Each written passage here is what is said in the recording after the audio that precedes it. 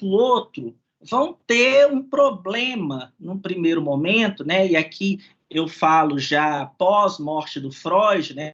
Quando a coisa começa a girar um pouco mais, principalmente por conta da Escola de Frankfurt, em delimitar, em grande medida, o grande problema do objeto. Em que medida a psicanálise tem um objeto, em que medida a teoria marxista, o marxismo, possui um objeto. Isso vai gerar um debate muito grande, principalmente na França, no início da década de 50, 60, que vai haver o marxismo está entrando ali, no conturbados anos 60 da França, e ali vão aparecer figuras até muito conhecidas de nós, para alguns, o Deleuze, Foucault, Althusser, e todos eles debatendo ali na intelectualidade francesa o problema do marxismo, o problema da psicanálise. A psicanálise ela entra num cenário cultural muito facilmente, a psicanálise sempre teve um quê de cult, nesse sentido, até mesmo em alguns setores algo meio esotérico, o psicanalista como aquele que desvenda as sendas inconscientes, vê o que ninguém vê. Então, esse tipo de pensamento gira ali na França, nesse contexto, e de um lado, nós vamos ter lá o Deleuze e o Foucault fazendo algumas críticas aos movimentos psicanalíticos, tentando mostrar, em grande medida, que a psicanálise se vincula a uma ordem burguesa. Essa é uma crítica muito forte, principalmente do Deleuze no Antiédipo, onde ele vai tentar mostrar como que isso se articula, aquele texto complicadíssimo lá do Deleuze, que é aquele Antiédipo, Mil Platôs, essa coisa toda. E do lado do marxismo, a figura do Althusser vai ser muito importante, porque o Althusser ele vai propor um diálogo entre psicanálise e marxismo, propondo que o objeto da psicanálise é um objeto diferente do objeto do materialismo histórico. O objeto da psicanálise, para o Althusser, é o inconsciente. Esse é o objeto da psicanálise. Para o materialismo histórico, o objeto é a luta de classes. Certo? Então, nós temos duas, vamos dizer, ciências, dois ramos do saber que trabalhariam aí com dois objetos diferentes, mas, na leitura do Althusser, elas teriam um ponto em comum, que é o fato de que ambos são revolucionários. Tanto o inconsciente freudiano é uma criação revolucionária, quanto o marxismo, enquanto análise da luta de classes como estrutura do movimento social, também tem uma proposta revolucionária. Dessa forma, Althusser coloca que eles poderiam ser considerados homólogos, por assim dizer. Ou seja, ambos seriam ciências revolucionárias. Ou seja, aqui já há uma aproximação muito mais interessante, talvez, a meu ver, do que talvez no início lá, onde esse debate era feito, igual se a gente pega o Eros e Civilização do Marcuse, por exemplo, é uma apropriação de termos psicanalíticos muito próximo do que o Freud vai fazer no Mal-Estar da Civilização, aplicado à sociedade ali do entreguerras. Então, ou seja, é uma aproximação um pouco ainda meio truncada. Agora, não. Agora, a partir da década de 60, a gente já vê esse movimento se dando de uma forma um pouco mais robusta. E é nesse cenário que talvez um dos grandes aí que vão fazer essa intercalação do ponto de vista teórico de maneira um pouco mais interessante vai ser o Lacan. O Lacan ele vai surgir nesse debate da década de 60, se colocando como alguém que está defendendo um tipo de debate que pode gerar frutos muito profícuos para ambas as áreas, né? Tanto para o marxismo, para as correntes revolucionárias, quanto para a própria psicanálise. O Lacan, então, ele vai ter uma espécie de um giro a partir da década de 60 ali, muito, obviamente, por conta de toda aquela efervescência que está tendo na França, né, que vai culminar no maio de 68, nós sabemos, né, muda muita coisa, aquele monte de protesto, gente brigando para tudo quanto é lado, etc, etc. E o Lacan, ele vai, ao fazer esse giro, focar principalmente em Marx. Se no primeiro momento da teoria lacaniana ele está muito próximo às teorias linguísticas do Saussure, aquela parada significado, aquele movimento todo, agora há um giro político na proposta do Lacan a partir da década de 60. E aí, o que o Lacan vai propor? Né? Eu acho que a maioria aqui já deve ter lido alguma coisinha do Lacan, e o Lacan gostava daquelas, né, às vezes soltar umas frases de efeito, para depois explicar, gastar um ano explicando as coisas. E aí eu separei duas citações do Lacan aqui, só para a gente ter o ponto aqui, né? A primeira é do seminário 16, que o Lacan, o seminário 16, de um outro com O maiúsculo ao outro, com O minúsculo, né? De um outro ao outro, né? Seminário 16. Ele diz: a origem do sintoma não deve ser buscada em Hipócrates, mas em Marx, na ligação que ele faz entre o capitalismo e o quê?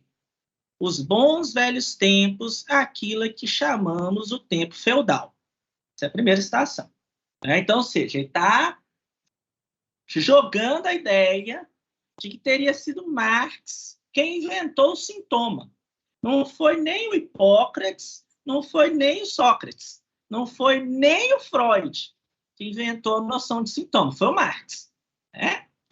E aí, no seminário 18, né, que é de um discurso que não fosse semblante, ele vai dizer o seguinte: se há em Freud algo de revolucionário, digamos, para designar assim, um certo tom, ou já advertir contra o uso abusivo da palavra, revolucionário, se houve um momento em que Freud foi um revolucionário, foi na medida em que ele pôs em primeiro plano uma função que é também sugerida por Marx.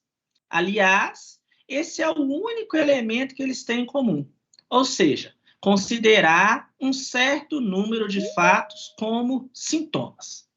Então, ou seja, na leitura do Lacan, e aqui é onde eu acho que a aproximação entre marxismo e psicanálise, ela atinge um outro patamar, ela começa a criar, aqui nós temos uma coisa mais substancial.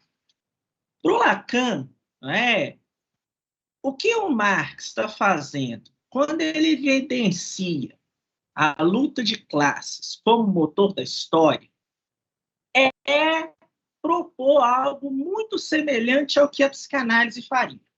Porque, como a gente... Lacan, a ordem simbólica, por assim dizer, ela é inconsistente, ela é faltante.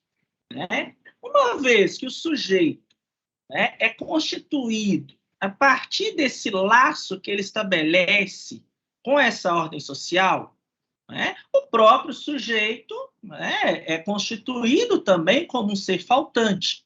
E isso o Zizek vai pegar isso e vai tentar formular uma teoria do sujeito que dê conta dessa inconsistência, e o Zizek vai levar isso às últimas consequências, falando que o sujeito é o próprio deslocamento entre esse que é constituído pela ordem social e aquilo que o sujeito dá conta de fazer com essa ordem social. Ou seja, o sujeito é esse descompasso totalmente aí, sem saber muito onde que ele se encontra nesse processo todo. E a identidade, nesse sentido, obviamente, ela vai ser sempre falha.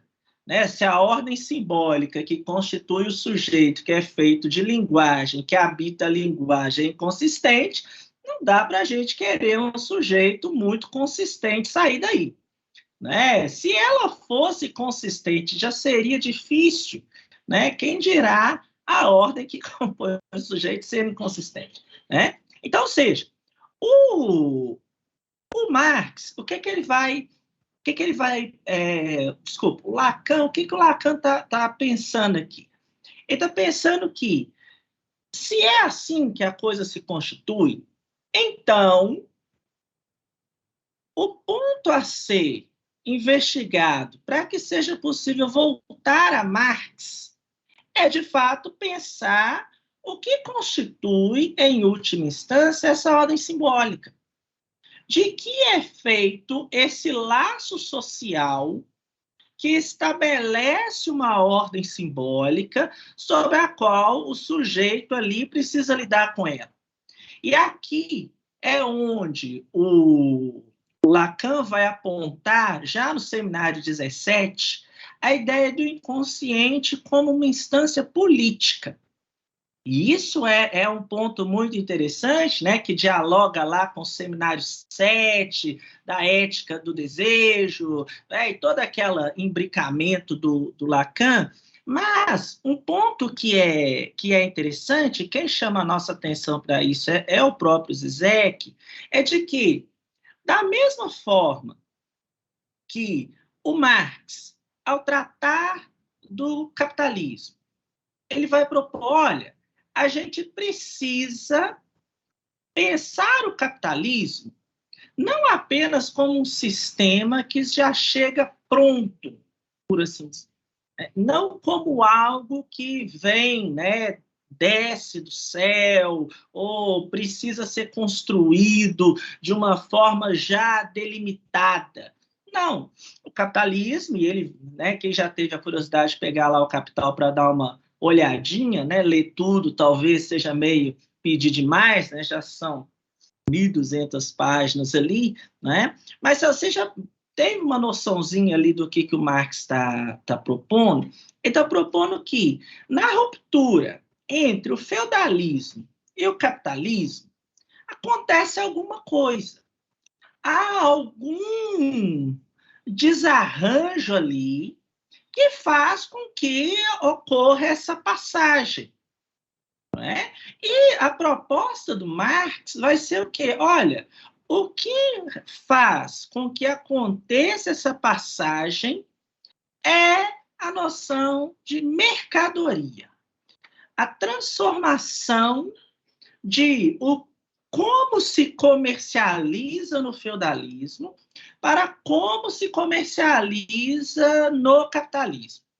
Certo? Então, há uma mudança na relação entre sujeito, mercadoria, dinheiro, mercadoria, sujeito, dinheiro, certo? Então, e é isso que é interessante, eu não sei se vocês já pararam para pensar, por que Marx começa o Capital falando da mercadoria?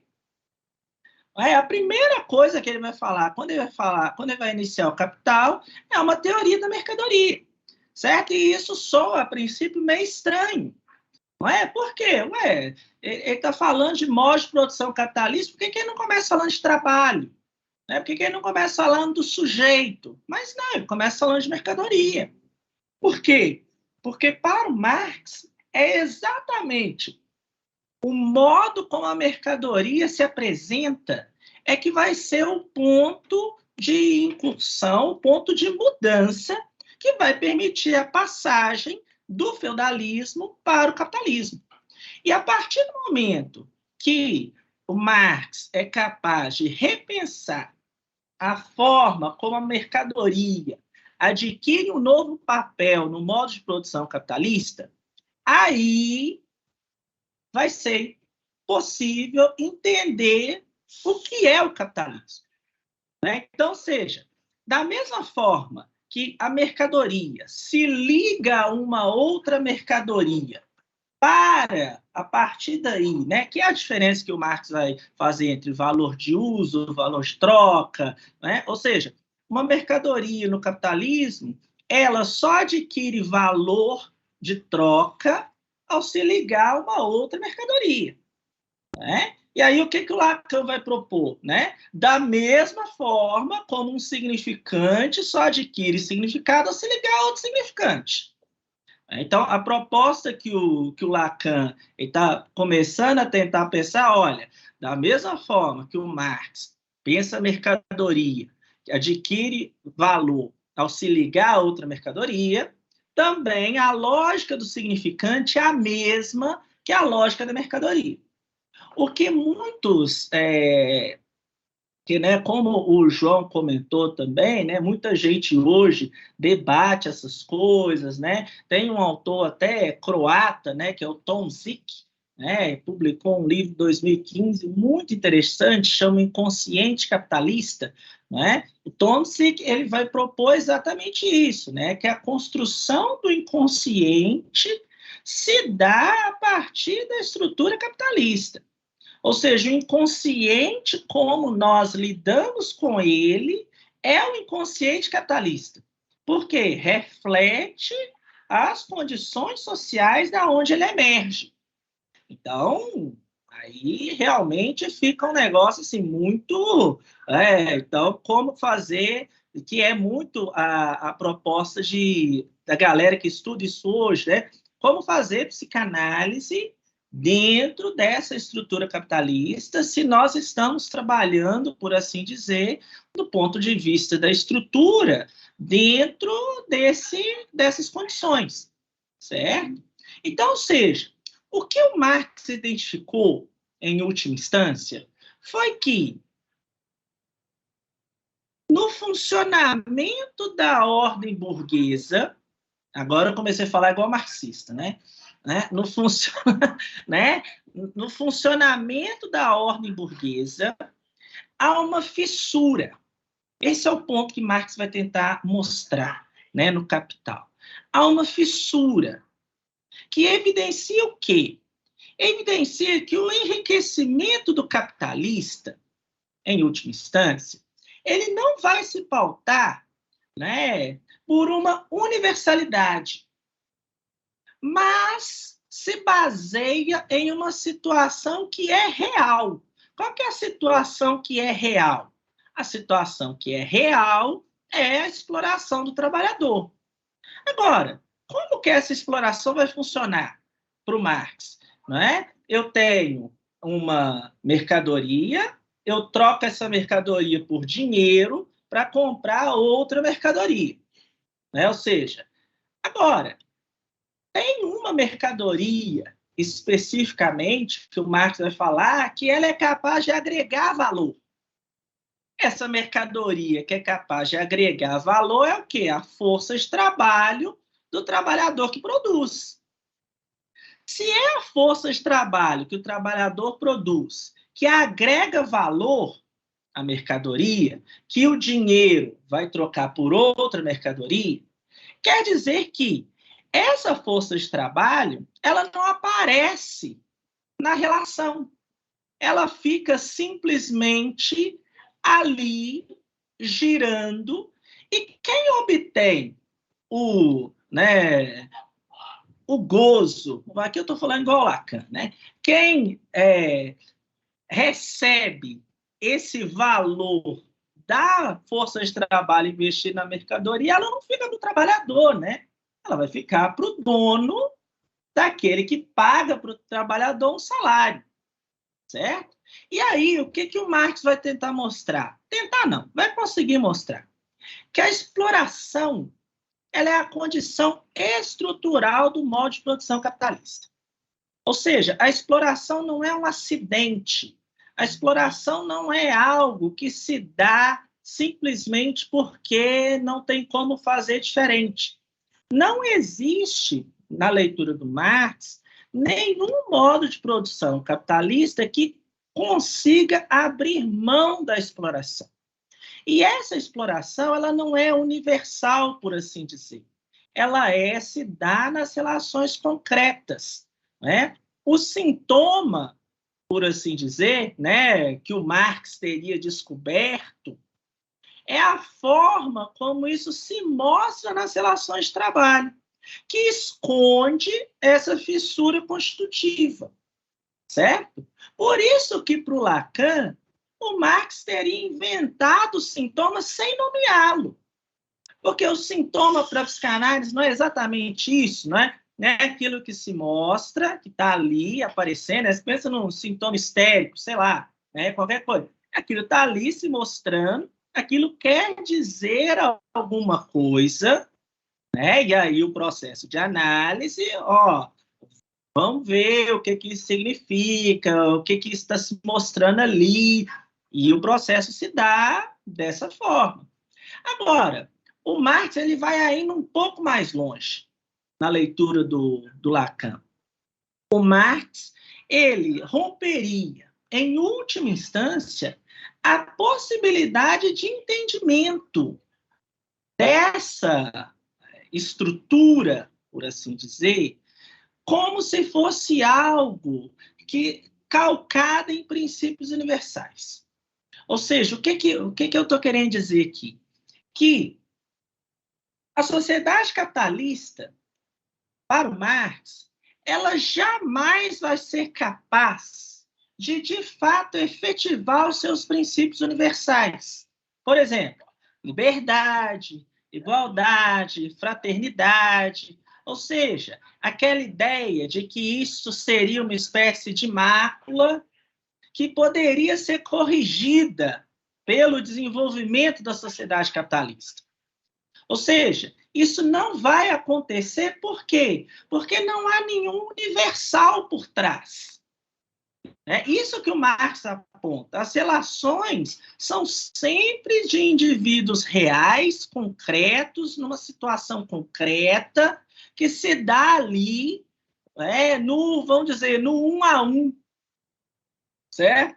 Então, ou seja, a condição da exploração é uma condição constitutiva do capitalismo. Esse é o ponto. E se a desigualdade e a alienação advêm dessa exploração, o fundo da questão está no humano. Por quê? Porque é sempre uma exploração do humano pelo próprio humano. E aqui é o pulo do gato do Marx, né? O proletariado é o sintoma do capitalismo. Esse é o ponto. E aqui é onde a luta de classes ela tem que ser entendida como algo que estrutura a relação do sujeito no modo de produção capitalista. A luta de classes, como Marx faz questão de evidenciar 200 vezes, né, não começa no capitalismo. Né? A luta de classes é o motor da história, ele está lá muito preso ao Hegel, a dialética hegeliana, do senhor e do escravo, que o Lacan também adora falar do senhor e do escravo.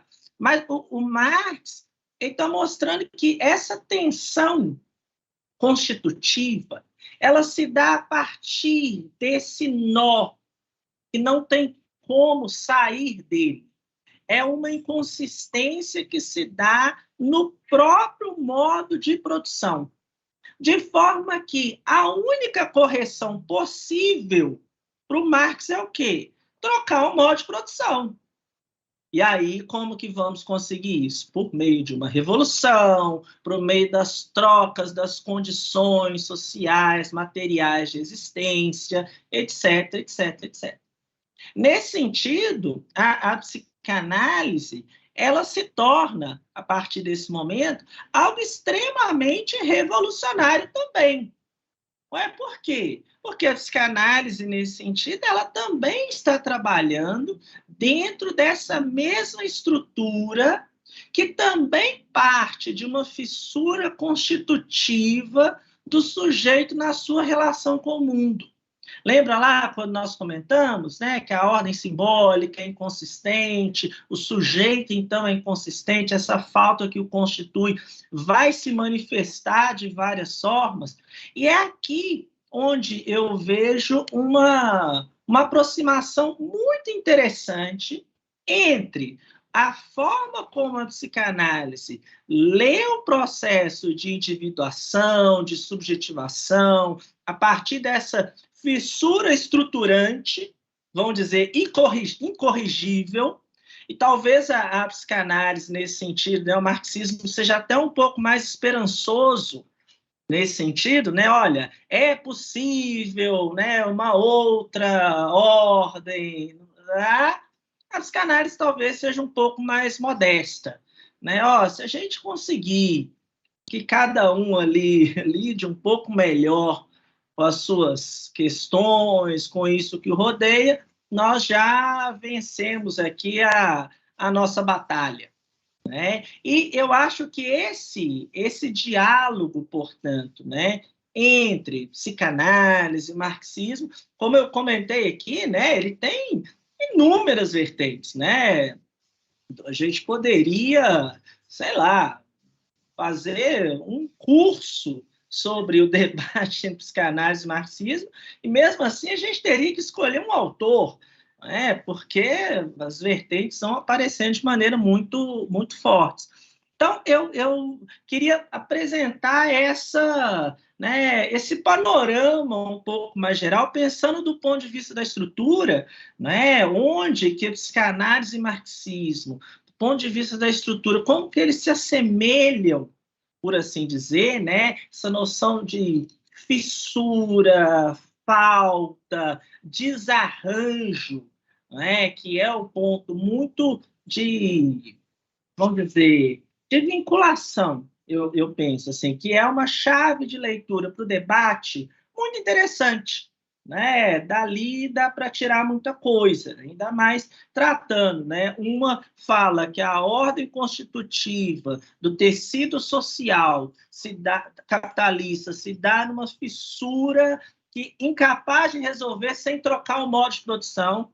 O outro discurso aponta que esse sujeito também, enquanto ser de falta, é constituído a partir de uma inconsistência irremediável, e o máximo que a gente consegue aí é lidar um pouquinho melhor, né? E a partir daí, né, obviamente, conversa pode seguir, né, indefinidamente, né? Era isso que eu tinha pensado em falar, né? Espero que tenha sido claro aqui, tenha conseguido apontar algumas coisas, né?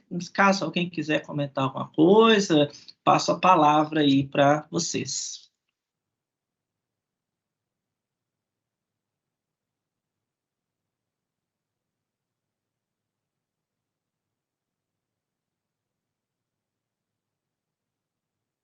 Fabiano, muito obrigado pela aula, viu? Muito claro, né?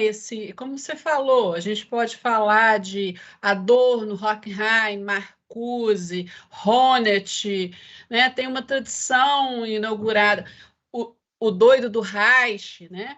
É, podemos, né, pegar o Adler, Reich, mas você fez uma escolha muito boa, muito claro, né? Esse ponto de encontro na estrutura, né?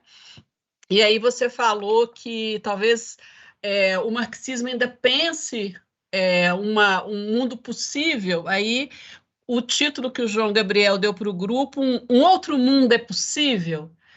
E aí eu fiquei pensando assim, será que nós vamos ficar assim? Será que a psicanálise é essa peste mesmo?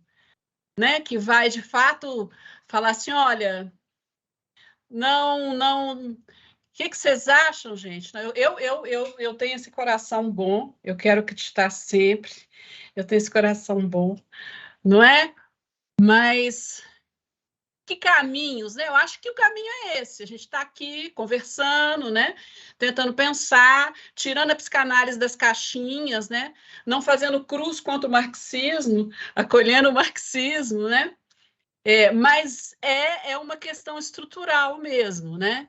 E essa situação de opressão, a psicanálise tem se aberto para escutar outros sujeitos, né? Ainda que sempre nós estamos submetidos a esses modos de produção. Mas você, Fabiano, você acha assim? Eu estava vendo uma palestra do Recalcati, ele falando como é que pode ser o pai, maravilhoso, como é que pode ser o pai? Ele fala assim, o pai é testemunho. O pai, ele dá um exemplo, o pai põe a mão assim, o filho está dormindo, e a mão dele se movimenta com a respiração do filho. É isso que nós podemos. Isso. Eu gosto muito do Recalcati, né? Eu acho ele um dos autores mais claros, assim, né? Entre lacanianos, se encontrar alguém claro é a coisa mais difícil do mundo, né? O Recalcati consegue. Eu acho que ele é, assim, super didático, muito bom.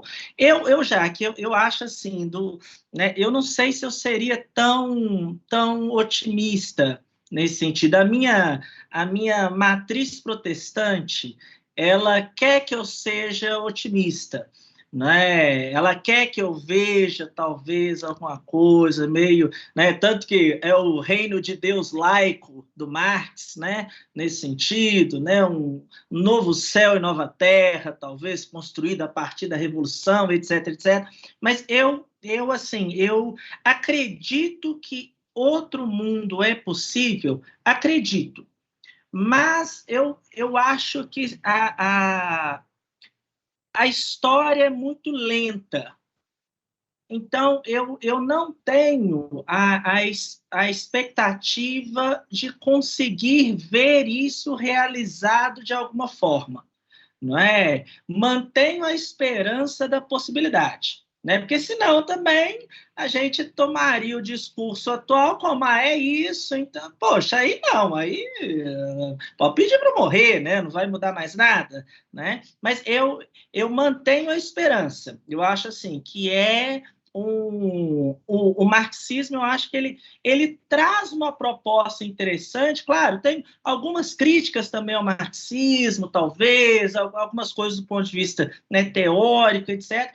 Mas eu acho assim que talvez é uma virada aqui que a gente pode pensar, talvez a psicanálise seja até mais pessimista, né, nesse sentido. Não é de, olha, não, né, deixe toda a esperança vós que entrais, né, igual o inferno de Dante lá, né, a inscrição no inferno de Dante, né, ó, deixa para trás agora, né, é isso aí, mas eu, respondendo a sua pergunta, eu vejo, sim, uma esperança, assim, né, quero manter uma esperança, acho que sim, é possível, né, e vocês, o que é que vocês acham? Boa noite. Então, eu acredito e não desacredito, mas ultimamente é difícil acreditar, mas a gente tem que manter a esperança viva que pode existir sim um mundo melhor.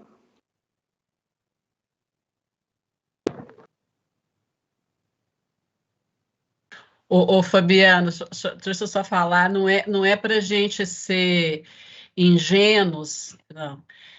Eu fico pensando na importância que todos nós temos na transmissão aos outros de uma certa responsabilidade, uma certa investimento na vida, né? Assim, vamos pensar assim, pensar na possibilidade da responsabilidade, da crítica e da humildade, né? E que isso precisa ser transmitido, mesmo a gente tendo um pé na tragédia, né? A gente está sabendo que está ali a tragédia, mas tentar transmitir, né? Eu acho que o João Gabriel, não sei se eu estou interpretando o seu título, João Gabriel.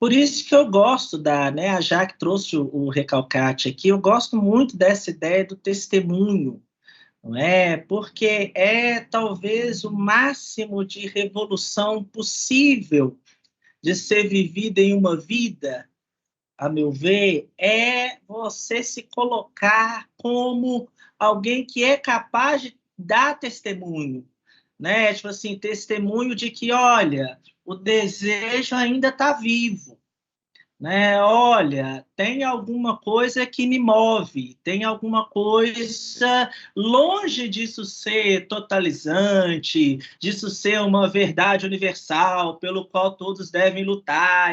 longe disso.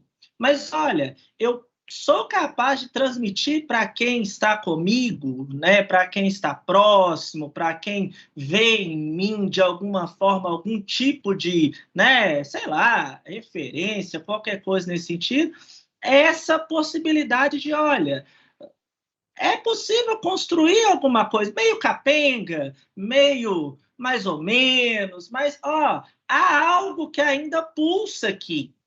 Não é? Porque senão vira uma transmissão que é sem sentido, né? Tipo assim, ué, eu vou transmitir para quê se isso aqui não vai gerar vida, se isso aqui não vai gerar transmissão, se não vai gerar um movimento mesmo, né? Então, eu acho assim que essa noção de testemunho, ela é assim, talvez vamos dizer, a concretização de uma esperança possível, né? Se manifesta como testemunho, né? E é difícil testemunhar, né? Eu acho que isso que o Recalcati acaba chamando muita atenção para isso, né? Como que é difícil ser testemunho, né? Eu não sei se vocês já viram aquele filmezinho, Habemus Papam, né, do Nino Moretti. Quem não viu, veja, é um filme fantástico, né? O Papa, só o plotzinho, o Papa é escolhido, né? O novo Papa é escolhido para assumir a Santa Sé, e quando ele vai abrir a janelinha para, né, Habemus Papa, né, ele tem uma crise de ansiedade, né? Ele não se sente capaz, e aí ele foge. Ele vai andar pelo Vaticano, pega os ônibus, ele quer sumir, né? Ou seja, a dificuldade de, olha, podem olhar para mim de alguma forma que eu não sei muito bem como é que é, mas olha, o que eu estou conseguindo fazer, os arranjos que eu estou conseguindo fazer aqui, pode talvez te servir para alguma coisa, né? Que é talvez o que resta hoje das figuras de autoridade, né? Figura do pai, a figura da mãe, figura dessas referências, né? Num mundo hoje já sem muitas referências nesse sentido, né?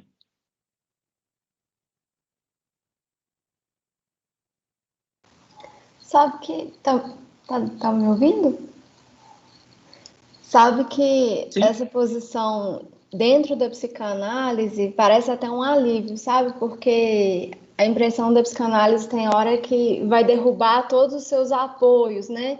Todas as ilusões, todos os semblantes, e não vai sobrar nada. E acho essa posição muito bonita e muito necessária nesse momento que a gente está vivendo de muita desesperança, né? Que é, olha, eu não tenho as verdades, sim, mas dá para se sustentar em algo. E acho que é uma posição diferente, sim, do que a gente normalmente escuta, sabe? Que é só de ir tirando, né? Todas as ilusões, todos os amparos mesmo que a gente tem aí na vida, ainda que eles sim, sejam sim, alienantes, vamos colocar dessa forma. E é algo...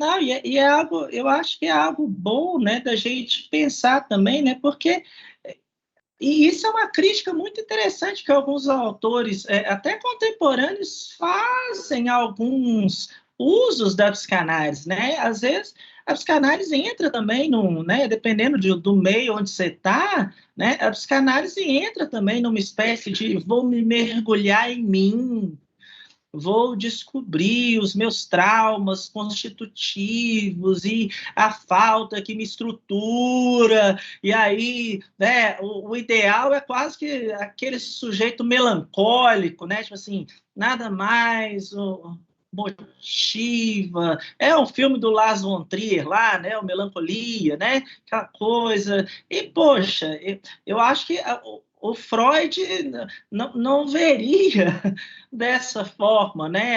Eu acho que o ponto principal, eu gosto muito de um teórico, ele é espanhol, né? O Carlos Domingos Morano, né? Que ele sempre coloca, ele tem uma frase que eu acho muito interessante, que ele diz que apenas os mortos não creem, né? Ou seja, a crença em alguma coisa é algo que é capaz de orientar o sujeito em algum momento, né? Por mais que a gente possa pensar, nossa, mas isso é ilusório, não, isso é uma fantasia, é expulsão de ar, não, porque tem que cair o objeto.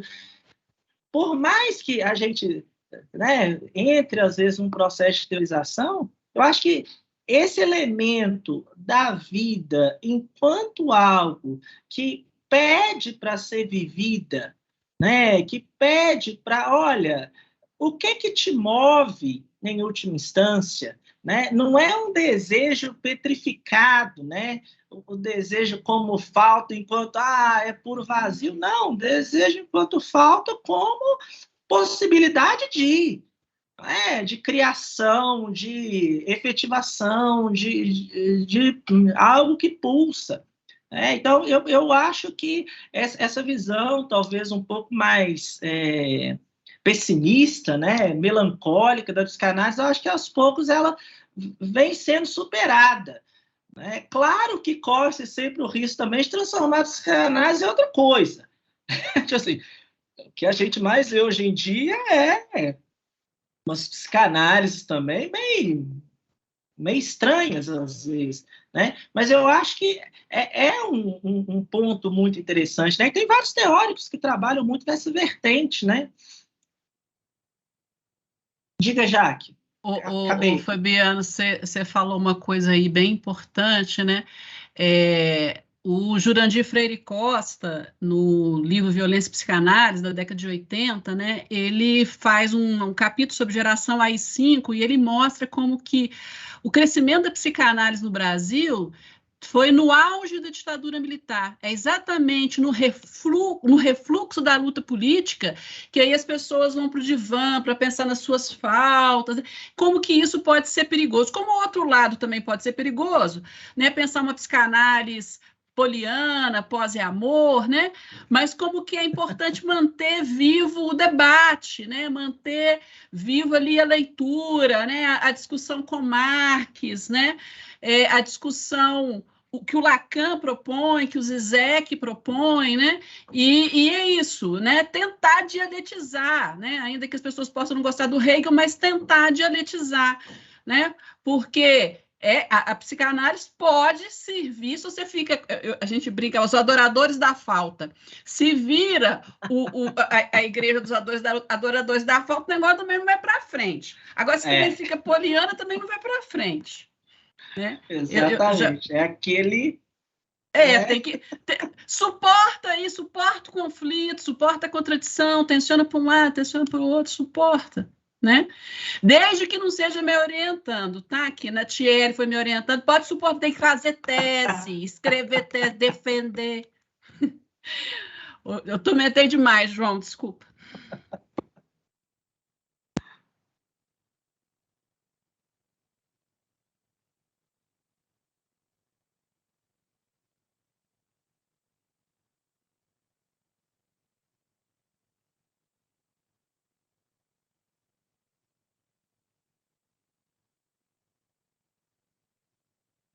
Eu posso ficar aqui até uns 7h10, 7h15, eu consigo, que a próxima aula é online, então eu só vou sair de sala e entrar em outra sala, né? Então, tô tranquilo aqui.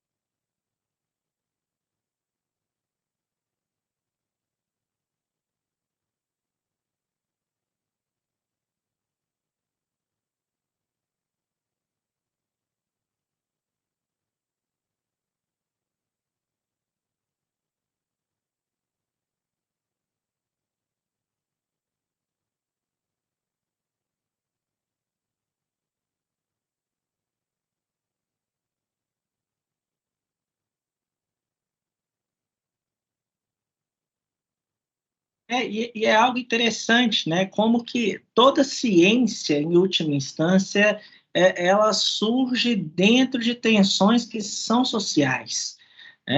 Igual a Jaque comentou, a galera não é muito fã do Hegel, mas Hegel está vivíssimo. Hegel está vivíssimo, não tem como, às vezes. Claro, Hegel, às vezes, entrar no Hegel é meio chato, é um texto trabalhoso, aquela coisa, meu Deus, o que esse cara está falando, etc. Mas, tipo assim, toda hora a gente acaba caindo nele. Né? Porque todo o esforço do Hegel, né, na fenomenologia, na filosofia do direito, etc., é mostrar exatamente isso, né, que uma ciência, todo conhecimento, em última instância, ela se funda a partir de tensões que são reais, que são concretas, só que se a gente quiser teorizar sobre isso, se a gente quiser tentar olhar, talvez, de fora, né, para olhar do ponto de vista de uma estrutura, aí não tem como fazer sem ser por meio do pensamento abstrato, por meio de uma lógica, e aí entra todo naquele linguajar hegeliano. Mas, tirando isso, igual eu comecei comentando um pouco sobre essa psicanálise, né, lá com Freud. Poxa, são tensões sociais que estão acontecendo, né, que, gera-se um outro tipo de conhecimento que tenta dar conta daquela situação concreta que está ali. Né? O marxismo, a mesma coisa. Né? Tem uma revolução industrial, está acontecendo um monte de tensão social ali, preciso formular um tipo de conhecimento que dê conta disso aqui.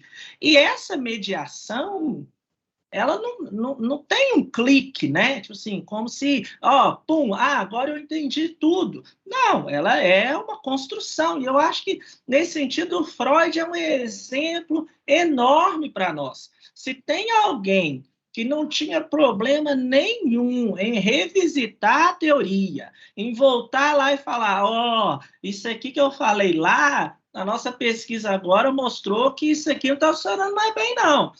Então tô consertando.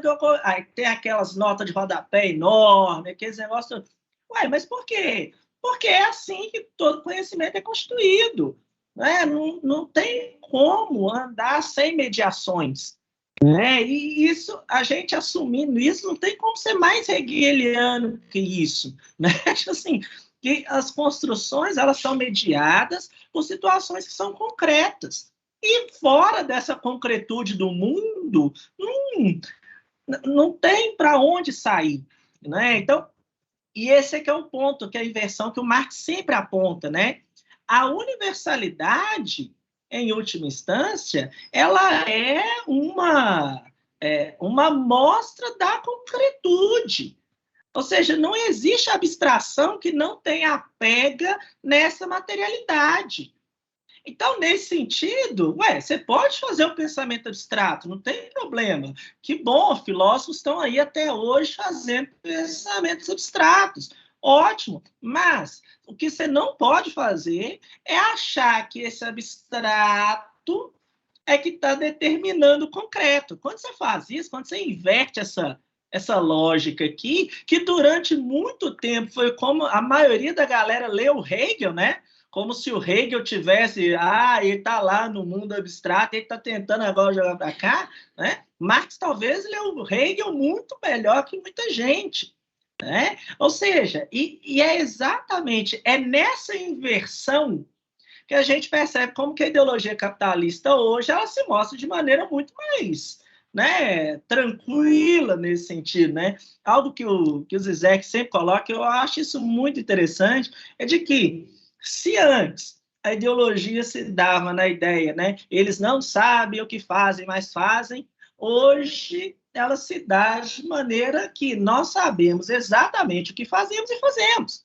Né? Ninguém tem nenhum problema em entender o modo de produção capitalista, proletariado, revolução, vamos não sei o quê. Sabemos tudo isso, sabemos, né? Eu gosto sempre de usar o exemplo. Eu sei que quando eu vou comprar um tênis fabricado em Bangladesh, eu sei que crianças trabalharam ganhando 50 centavos a hora. Quando eu vou lá no AliExpress e compro meu fone por uma bagatela de $2, né? Eu sei que alguém está pagando aquela diferença, está pagando com trabalho. E aí, o que eu faço? Eu vou lá e compro. Assim, a minha crítica é meramente que bom que eu não sou uma criança em Bangladesh, né? Ufa, me livrei dessa. É o máximo que eu estou disposto a fazer, né? Mas, ao mesmo tempo, eu acabo me sentindo muito bem enquanto esse, né, teórico crítico que evidencia as nuances do modo de produção. E aí eu faço essa inversão, né? Eu esqueço que a situação concreta é exatamente ela a que está determinando até mesmo a minha possibilidade de abstração nesse momento. É porque eu estou no lugar específico, que tenho acesso a coisas específicas, blá, blá. Se eu esqueço disso, aí realmente eu estou só cobrando aqui, sem nenhuma efetividade no mundo. E aí é onde várias vezes diversos movimentos, né, de esquerdas, marxistas, leninistas, os nomes que quiserem chamar, perde um pouco a pegada, não é? Porque teorizo, faço festa, visto de vermelho, assistiu bandeira, faço hashtags, etc, etc, mas só até o momento em que aquilo me incomoda. Passou a me incomodar, aí, ó, aí já ficou difícil, né? Não sei se vai dar. Não, mas eu dou apoio lá. Se quiser, eu faço a hashtag lá. A gente vai bombar aquilo.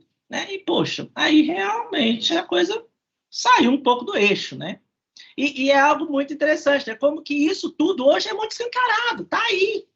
Né? Tipo assim, a gente sabe disso. O problema é, tá, e agora? O que nós vamos fazer com isso? O problema está no âmbito do fazer, né? Não do saber. Saber a gente sabe. Fazer que é o problema. Então, se no Marx, lá, a ideologia, ela funcionava como uma espécie de falsa consciência, né? Ah, eles não sabem. Ah, agora não. A gente sabe, o problema está no ponto da ação. E aí é um dilema ético, né, nesse sentido, né? E como que nós vamos fundamentar essa ética, etc., na perda das normas. Ah, mas tem a ética do desejo, né? Ou seja, aí é outro pano para a manga também, né?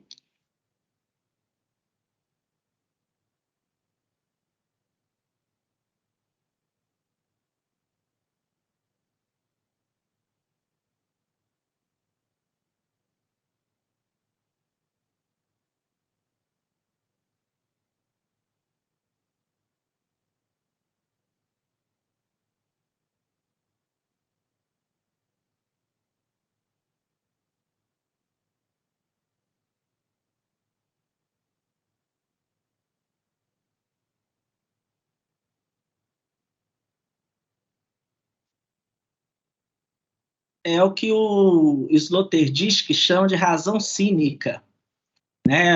A crítica da razão cínica do Sloterdijk lá de 91, né? Ou seja, eu sei, eu até critico, né? Sei que nada dessas abstrações funcionam, por exemplo, liberdade, sei que nada disso, mas mantenho. Assim, eu uso sempre. Não, temos que exercer a liberdade, não sei o quê. Direitos humanos, né? Essa pegada toda, né?